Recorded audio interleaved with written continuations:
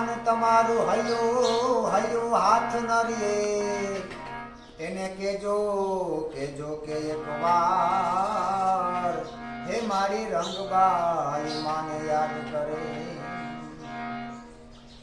એવા માં રંગબાઈ માની પવિત્ર ભૂમિમાં આજે આપણે આવ્યા છીએ તો માના ચરણોમાં કોટી કોટી વંદન. કારણ કે મારી તારા ગુણલા હું શું ગાઈ શકું. એ માનું તમે રૂપ જોવો, માના તમે દર્શન કરો તો બ્રહ્માંડના સૂર્ય જ આખા પડે એવી માં ભગવતીનું તેજ છે. એની માં ભગવતીના ચરણોમાં આજે આપણે મળ્યા છીએ. આ ગાવા ગાવા મારે મારી રંગબાઈ માના ગીત ગાવા ગાવા મારે રંગબાઈ માના ગીત. પણ શબ્દોના એ સિમારા મારે જ્યાં પૂરા થયા. હે મા ભગવતી તારા રૂપનું તારા ગુણનું શું વર્ણન કરી શકું.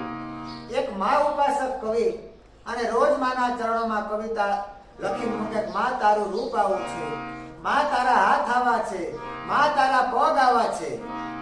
પણ છેલ્લે એની છેલ્લી ઘડી આવી ને ત્યારે આખી બારાક્ષડી લખીને માના ચરણોમાં મૂકી દીધી કે માં હું તારું વર્ણન ન કરી શકું, આમાંથી તારે જે શબ્દો ગોઠવવા હોય એ ગોઠવી લેજે. ઈ માં છે, એનું કોઈથી વર્ણન ન થઈ શકે છે.